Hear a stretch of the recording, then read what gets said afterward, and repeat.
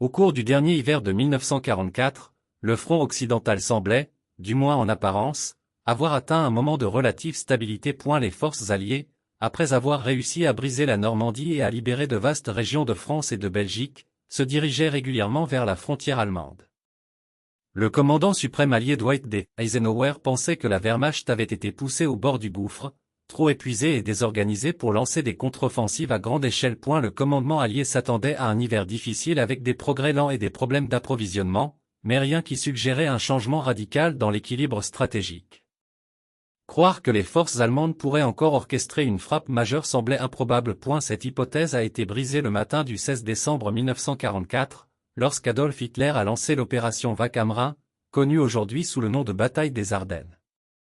Dans une étonnante démonstration de secret et de concentration, les Allemands ont déployé plus de 200 000 soldats, 1400 chars et des milliers de pièces d'artillerie dans la région densément boisée d'Ardennes. L'attaque a touché un segment peu défendu de la ligne américaine. Des unités écrasantes qui n'étaient pas préparées à un assaut aussi massif.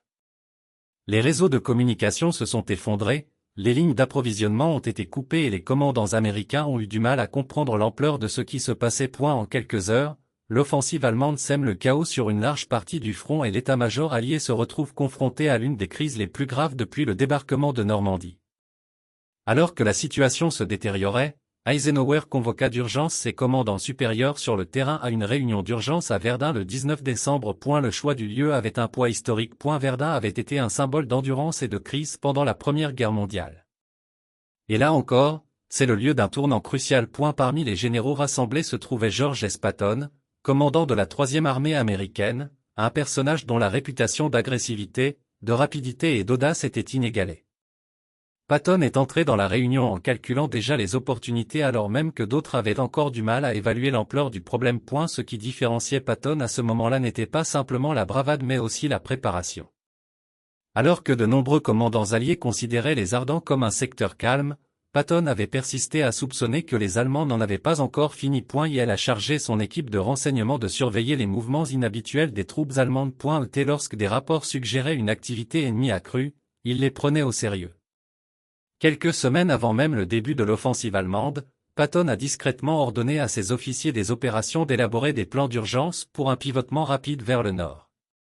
En conséquence, lorsque l'attaque allemande a traversé les lignes américaines et que le chaos s'est propagé, Patton possédait déjà 3 plans opérationnels détaillés, décrivant comment son armée pourrait rapidement abandonner ses offensives en cours et se diriger vers le nord pour contrer la menace. Cette situation remarquable a ouvert la voie à l'une des interactions de commandement les plus dramatiques de toute la guerre. Lors de la conférence de Verdun, Eisenhower a ouvert la réunion en reconnaissant ce que tout le monde craignait déjà. L'offensive allemande avait créé une pénétration profonde et élargie qui menaçait de diviser les armées alliées.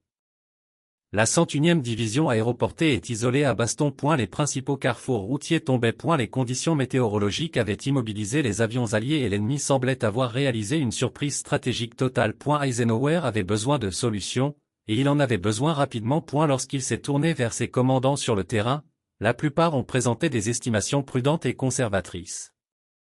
Il serait extrêmement difficile de redéployer des formations majeures dans des conditions hivernales sur des routes verglacées avec des embouteillages s'étendant sur des kilomètres. Certains ont estimé qu'il faudrait jusqu'à une semaine pour repositionner suffisamment de forces pour lancer une contre-attaque significative.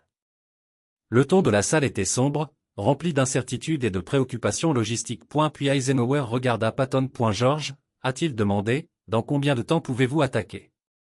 Patton n'a pas hésité. Il a répondu immédiatement, presque avec désinvolture. Je peux attaquer avec 3 divisions en 48 heures. La pièce est devenue silencieuse.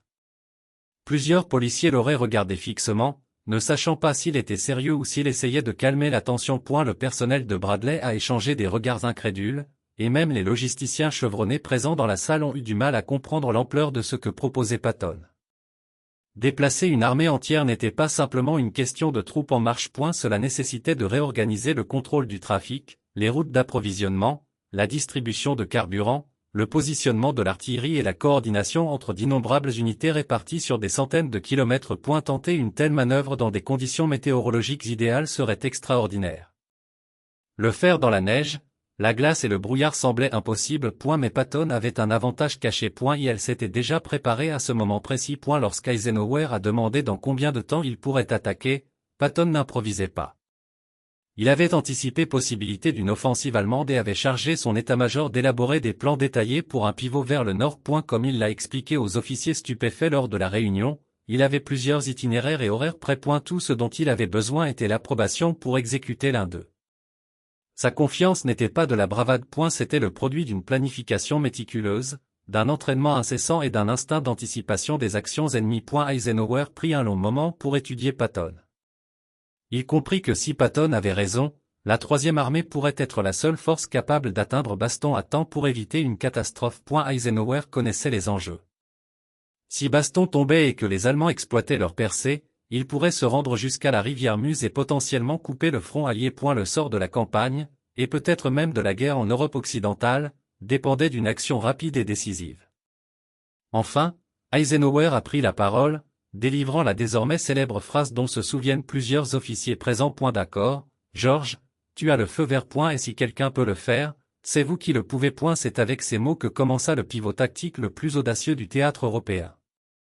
Patton a quitté la conférence sans cérémonie, contactant immédiatement son état-major pour lancer le processus complexe consistant à faire pivoter toute son armée de 90 degrés et à la diriger vers le nord. Après le départ de Patton, Eisenhower s'est adressé aux officiers restants. Ses propos, consignés dans divers journaux et rapports d'après-action, révèlent un mélange d'étonnement et de détermination.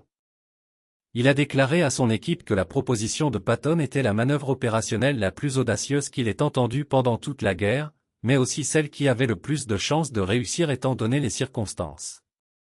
Il a souligné que le brevet devait être soutenu par toutes les ressources disponibles, les carburants, les accès routiers prioritaires, le contrôle du trafic et les canaux de communication. Eisenhower aurait ajouté, Patton pourrait être la clé pour sauver tout le front, soulignant la gravité de la situation.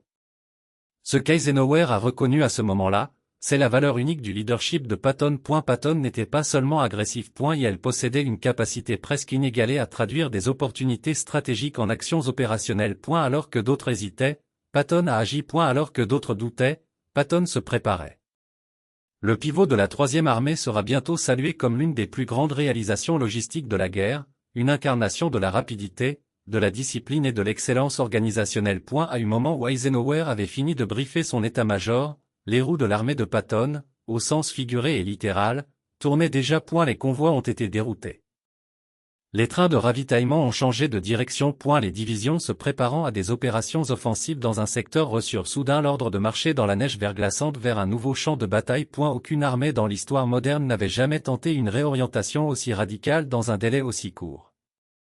Pourtant, en quelques heures, le quartier général de Patton exécutait le plan avec précision. Ce qu'Eisenhower a dit à son équipe à la suite de cette réunion n'était pas seulement une approbation de l'audace de Patton, mais aussi une reconnaissance de la réalité cruciale. Au moment le plus sombre de la campagne alliée, un général eut à la fois la prévoyance et la détermination de tenter l'impossible. Alors que Patton quittait la conférence de commandement au Verdon, l'urgence de la situation pesait sur tous les aspects de la structure de commandement alliée. L'avancée allemande ne ralentit pas. Au contraire, cela s'accélérait. Les rapports arrivant au quartier général d'Eisenhower indiquaient que plusieurs divisions américaines se retiraient en désordre ou se battaient désespérément pour tenir des positions isolées. Baston, l'un des carrefours routiers les plus cruciaux de l'Ardent, avait été encerclé. La 101e division aéroportée, renforcée par des éléments de la 10e division blindée, tient la ville contre les assauts allemands répétés. Mais leur situation était de plus en plus précaire. Les munitions étaient limitées, les fournitures médicales diminuaient et le temps glacial aggravait la misère.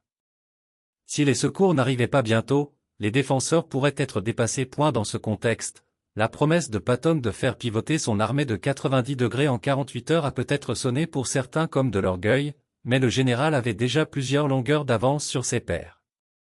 De retour à son quartier général, il convoque immédiatement ses officiers d'état-major et donne des ordres avec une clarté et une force qui ne laissent aucun doute. L'armée pivoterait vers le nord. Chaque division disponible se préparerait à un mouvement rapide et toute l'infrastructure logistique de la troisième armée serait réorientée pour soutenir l'avancée. Les officiers qui avaient assisté à la conférence de Verdun se souvinrent plus tard de l'atmosphère électrique qui régnait au quartier général de Patton. Ils ont décrit comment un sentiment de chaos contrôlé a envahi le poste de commandement. Les cartes sont redessinées, les camions sont réorientés, Les téléphones sonnent continuellement et les officiers d'état-major travaillent avec une intensité déterminée. La transformation initiée par Patton n'était pas simplement une transformation de direction, mais d'esprit. Des soldats habitués à se battre, les habitants d'une région ont été soudainement invités à marcher vers un champ de bataille entièrement différent. Les équipages des chars ont reçu l'ordre de faire le plein et de se préparer au mouvement malgré le froid glacial et les routes glissantes. Les unités d'artillerie ont dû calculer de nouvelles positions de tir et se coordonner avec des unités qu'elles n'avaient pas prévu de soutenir. La troisième armée est devenue un organisme massif en mouvement, se reconfigurant en temps réel. L'un des aspects les plus remarquables de la manœuvre a été la coordination logistique requise. Patton a compris que même le concept opérationnel le plus audacieux ne valait rien sans la capacité matérielle nécessaire pour l'exécuter. Du carburant, des munitions, des pièces de rechange, des unités médicales et des détachements du génie devaient être positionnés le long de la nouvelle route. Les mouvements de l'armée étaient compliqués par le fait que les routes du nord-est de la France et du Luxembourg étaient étroites, verglacées et encombrées d'unités en retraite et de réfugiés civils. Pourtant, Patton a insisté avant tout sur le maintien de la vitesse. Elle a émis un ordre qui reflétait toute sa philosophie opérationnelle. Continuez à bouger. Ne vous arrêtez pour rien à moins qu'on vous tire dessus et même dans ce cas, continuez à avancer. Cette exigence intransigeante d'élan était au cœur du style de guerre de Patton. Elle croyait que la vitesse était une arme, une force psychologique capable de submerger l'ennemi avant qu'il n'ait pu ajuster ses défenses. Dans l'Ardent, cette vitesse n'était pas seulement souhaitable, elle était essentielle. Les Allemands avaient engagé une énorme concentration de forces blindées et leur succès dépendait du maintien de l'initiative. Patton savait que s'il pouvait déplacer rapidement la troisième armée et frapper fort, il pourrait perturber le calendrier allemand, soulager Baston et empêcher l'expansion de l'offensive. Les enjeux n'auraient pas pu être plus élevés. Pendant ce temps, au quartier général d'Eisenhower, l'ambiance était passée du choc à la détermination. Eisenhower avait placé une immense confiance en Patton, et désormais toute la stratégie alliée dépendait de la capacité de la troisième armée à tenir ses promesses. L'état-major d'Eisenhower commença à émettre des directives prioritaires pour dégager des itinéraires pour les divisions de Patton. Des unités de contrôle de la circulation ont été envoyées pour rediriger les convois. La police militaire a été déployée pour gérer les carrefours et les dépôts de ravitaillement ont reçu pour instruction de se préparer à la redistribution immédiate du matériel. Eisenhower a compris quelque chose que beaucoup de ses critiques avaient manqué. Il n'était pas simplement un coordinateur d'armée, mais un gestionnaire de vastes systèmes. Pour garantir le succès de la manœuvre de Patton, il a fallu la coopération de milliers de personnes réparties dans plusieurs commandements. Même avec un tel soutien, les difficultés auxquelles l'armée de Patton était confrontée étaient immenses. Les conditions météorologiques étaient brutales. L'hiver 1944 à 1945 fut parmi les plus froids depuis des décennies. Les températures sont tombées bien en dessous de zéro, la neige est tombée abondamment et des vents glacials ont soufflé sur les routes. Les soldats ont constaté que leurs armes se raidissaient, que les moteurs refusaient de démarrer et que les véhicules glissaient sur les surfaces glacées. De nombreux hommes ont marché dans la neige jusqu'aux genoux avec des vêtements d'hiver inadéquats. Leur souffle se glaça dans l'air alors qu'ils se poussaient en avant. Malgré ces défis, les témoignages oculaires ont constamment décrit le moral de la troisième armée comme étant exceptionnellement élevé. Les hommes de Patton croyaient en leur commandant. Ils l'avaient déjà vu accomplir des choses extraordinaires auparavant, et ils étaient convaincus qu'ils pourraient le faire à nouveau. Alors que les colonnes de chars, d'infanterie et de véhicules de soutien se déplaçaient sans relâche vers le nord, Patton restait en communication constante avec ses commandants subordonnés. Elle exigeait des mises à jour précises, donnait des instructions directes et maintenait une surveillance personnelle intense de l'opération. Il visitait les unités en personne chaque fois que cela était possible, conduisant sur des routes gelées dans sa Jeep de commandement, accompagné de son état-major et des agents de sécurité. Les soldats rapportaient fréquemment avoir vu Patton debout dans son véhicule, des jumelles à la main, scrutant l'horizon avec une expression de détermination farouche. Et sa présence a dynamisé les troupes.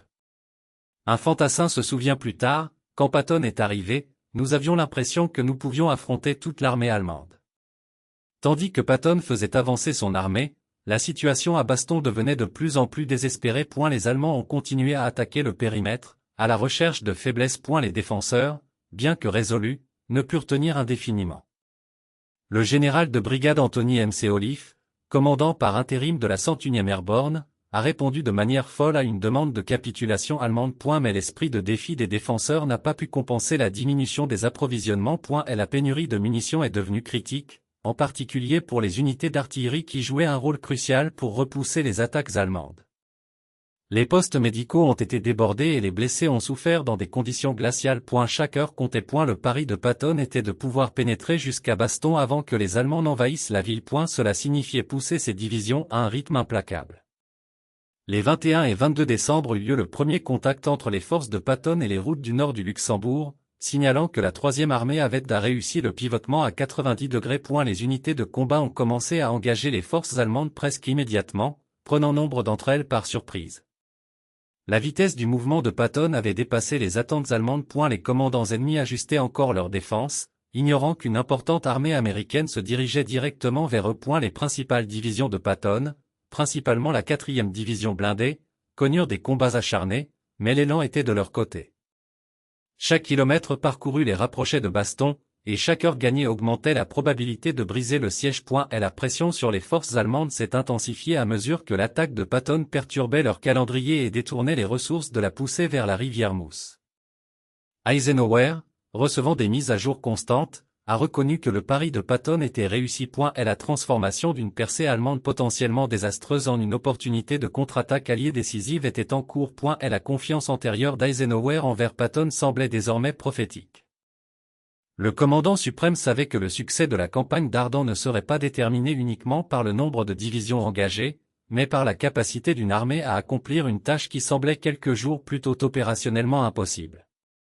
La veille de Noël, les forces de Patton se frayaient un chemin à proximité de la ville encerclée. La combinaison de rapidité, d'agressivité et de détermination inébranlable qui caractérisait la 3e armée l'avait placée sur le point de réaliser l'une des opérations de secours les plus célèbres de l'histoire militaire. Le décor était planté pour les événements dramatiques du 26 décembre, lorsque les premiers éléments des divisions Patton allaient atteindre Baston et briser l'encerclement allemand. À du matin du 25 décembre 1944, la situation sur le terrain s'était transformée en une course tendue entre épuisement et détermination. Les chars et l'infanterie de Patton avançaient à travers un labyrinthe de routes verglacées, de crêtes boisées et de positions allemandes retranchées. L'ennemi, se rendant compte qu'une force américaine majeure était arrivée sur son flanc sud, commença à réagir avec un désespoir croissant. Les commandants allemands ont détourné les unités destinées à la route vers l'ouest vers la rivière Meuse et les ont redéployées pour bloquer l'avancée de Patton. Ils comprirent que si la 3e armée atteignait Baston, l'encerclement s'effondrerait et l'élan stratégique de toute l'offensive serait perdu. Chaque heure est devenue un combat de pression, d'usure et de volonté brute. Patton, cependant, a refusé de ralentir le rythme. Elle pressa sans relâche ses commandants, les exhortant à maintenir une pression constante sur l'ennemi. Il a souligné que le sauvetage de Baston n'était pas un objectif symbolique mais un impératif stratégique. Si Baston tenait bon, l'offensive allemande se briserait. S'il tombait, les Allemands pourraient reprendre l'initiative et prolonger la guerre bien au-delà de l'hiver déjà coûteux. Le sentiment d'urgence de Patton se reflétait dans sa célèbre prière de Noël ordonnée quelques jours plus tôt, demandant que le temps s'éclaircisse afin que la 3e armée puisse soutenir l'avancée avec la puissance aérienne. La prière elle-même est devenue légendaire, non seulement pour son audace, mais aussi parce que le temps s'est effectivement éclairci peu de temps après, permettant aux avions alliés de reprendre leur envol et d'apporter un soutien crucial. Le 26 décembre arrive le moment décisif. Après des jours de combats acharnés, les éléments de tête de la 4e division blindée américaine percèrent les lignes allemandes et avancèrent vers la limite sud de Baston. Vers 16h50, une petite patrouille dirigée par le lieutenant Charles Boga de la compagnie C du 37e bataillon de chars prend contact avec les défenseurs de la 101e division aéroportée. Cette liaison était de taille modeste, seule une poignée de chars et de fantassins se réunissant aux abords de la ville, mais son poids symbolique était immense. Le siège de Baston était brisé. Les défenseurs, qui avaient enduré les bombes, les barges d'artillerie, les températures glaciales et la diminution des approvisionnements, étaient désormais à nouveau connectés à la force alliée plus importante. Lorsque la nouvelle de cette avancée parvint à Patton, il ne répondit pas par une célébration, mais par une reconnaissance calme de son devoir accompli. Il aurait déclaré, « Un homme doit faire de son mieux ». Un euphémisme caractéristique de la part d'un commandant connu à la fois pour ses paroles et ses actes audacieux. Patton comprit que même si les secours initiaux avaient réussi, la bataille était loin d'être terminée. Les Allemands occupent toujours des positions fortes autour de Baston et la 3e armée devra élargir le couloir, sécuriser les routes de ravitaillement et repousser l'ennemi pour éviter un nouvel encerclement. Les combats vont se poursuivre pendant des semaines, mais le tournant psychologique est atteint. L'offensive allemande avait été émoussée et l'initiative revenait de manière décisive aux Alliés. Dès au retour au siège d'Eisenhower, la réaction fut celle d'un immense soulagement et d'une immense validation. Eisenhower avait pris un risque calculé en plaçant sa confiance dans la capacité de Patton à manœuvrer son armée à une vitesse sans précédent. Beaucoup plus officiers d'état-major doutaient de la faisabilité d'une telle manœuvre. Certains craignaient discrètement que la confiance de Patton ne dépasse la réalité logistique. Pourtant, les résultats étaient indéniables. La troisième armée de Patton avait tourné à 90 degrés, traversé des conditions hivernales brutales, engagé les forces allemandes en mouvement et atteint Baston dans le délai promis au Verdon. La remarque précédente d'Eisenhower, si quelqu'un peut le faire, Patton le peut, témoigne désormais de sa compréhension des capacités uniques de Patton. Les évaluations internes d'Eisenhower sur les brevets au cours de cette période, documentées dans des souvenirs ultérieurs et des journaux d'état-major, révèlent une véritable admiration pour la clarté opérationnelle du général et sa volonté d'adopter des solutions audacieuses. Eisenhower savait qu'en période de crise, la pensée conventionnelle était insuffisante. Ce dont il avait besoin, c'était d'un commandant capable d'agir de manière décisive sous la pression, capable de mobiliser une armée entière avec rapidité et cohérence. Patton avait prouvé une fois de plus qu'il possédait cette rare combinaison d'intuition, de préparation et d'audace. Eisenhower a estimé plus tard que la manœuvre de Patton était l'une des opérations les plus brillantes de la guerre, un point de vue partagé par de nombreux historiens militaires. Pendant ce temps, le haut commandement allemand connaît une désillusion croissante. L'échec de la capture de Baston lors de l'arrivée des forces de Patton a perturbé leur calendrier opérationnel. Les pénuries de carburant, les difficultés logistiques et la pression constante du Nord et du Sud ont érodé l'efficacité de leurs unités. La puissante poussée blindée qui avait initialement submergé les positions américaines était désormais enlisée par la résistance obstinée et les contre-attaques alliées. Le grand plan d'Hitler visant à diviser les armées alliées et à imposer une paix négociée était en train de s'effondrer. Les Alliés ont repris le contrôle des principaux réseaux routiers, ce qui leur a permis de reprendre des opérations coordonnées sur tout le front. Pour Patton, la relève de Baston marquait non seulement un succès tactique, mais aussi l'accomplissement de la responsabilité d'un commandant. Elle croyait depuis longtemps qu'un général devait anticiper les actions de l'ennemi et se préparer en conséquence. Sa planification préventive, exécutée des semaines avant le début de l'offensive, lui avait permis de réagir avec une rapidité sans précédent. Son leadership, caractérisé par sa présence personnelle, sa surveillance constante et son insistance sur l'action agressive, a galvanisé ses troupes. La troisième armée avait transformé ce qui aurait pu être une défaite catastrophique en une opportunité stratégique.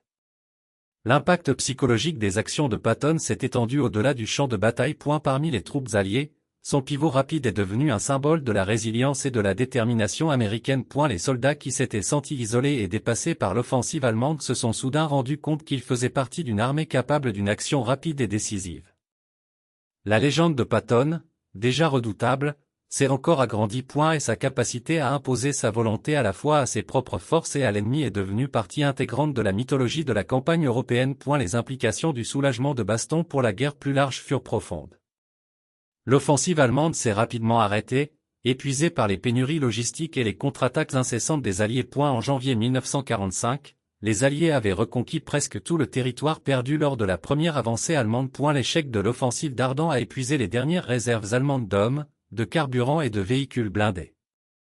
Dans un sens très réel, le dernier pari d'Hitler en Occident s'était soldé non seulement par une défaite, mais aussi par un effondrement stratégique. La voie vers le Rhin et finalement vers le cœur de l'Allemagne était ouverte. Eisenhower a reconnu plus tard que les actions de Patton avaient contribué à inverser la tendance. Il a souligné que la capacité d'une armée à pivoter de manière aussi spectaculaire et énergique était sans précédent dans la guerre moderne. Eisenhower a également reconnu que la confiance de Patton avait renforcé le moral des Alliés à un moment où le pessimisme aurait pu prendre racine. Le commandant suprême, connu pour son attitude calme et mesurée, n'était pas enclin à l'exagération, ce qui rendait ses éloges d'autant plus significatifs. À son équipe, il fit remarquer, la manœuvre de Patton était un chef-d'œuvre. Cela a modifié le cours de la bataille et peut-être de la guerre. Avec le recul, les historiens considèrent le tournant 90 degrés de la troisième armée comme une étude de cas dans l'art opérationnel. Elle a démontré comment la préparation, la discipline de commandement, l'efficacité logistique et un leadership audacieux peuvent se combiner pour réaliser l'extraordinaire. Les actions de Patton n'étaient pas un simple instinct ou une improvisation. Ils étaient le produit d'une vie consacrée à l'étude de la guerre. Et sa profonde compréhension de la mobilité, de l'élan et des dimensions psychologiques du combat lui a permis de voir des opportunités là où d'autres ne voyaient que des obstacles. Le moment où Eisenhower a demandé à Patton dans combien de temps il pourrait attaquer, et Patton a répondu sans hésitation, 48 heures, reste l'un des échanges déterminants de la Seconde Guerre mondiale. Et elle résume la relation entre deux dirigeants très différents mais complémentaires. Eisenhower, le directeur stratégique du vaste Coalition, et Patton, le guerrier implacable dont la vitesse et l'audace ont rendu possible le soulagement de Baston. Et la confiance qu'Eisenhower a accordée à Patton et les résultats qui ont suivi témoignent du pouvoir d'un leadership décisif en temps de crise. Le soulagement de Baston reste l'une des réalisations les plus emblématiques de la campagne alliée en Europe. Et elle symbolise l'endurance, le sacrifice et la capacité d'action audacieuse dans les conditions les plus difficiles. Au centre de cette histoire se trouve George S. Patton, dont la capacité à transformer une armée entière en plein hiver et à la livrer aux portes d'une ville assiégée en 48 heures continue d'être étudiée, admirée et célébrée. C'est cet extraordinaire acte de génie militaire qui a incité Eisenhower à dire à son état-major quelque chose que l'histoire n'a jamais oublié. Et si quelqu'un pouvait accomplir l'impossible, c'était bien Patton.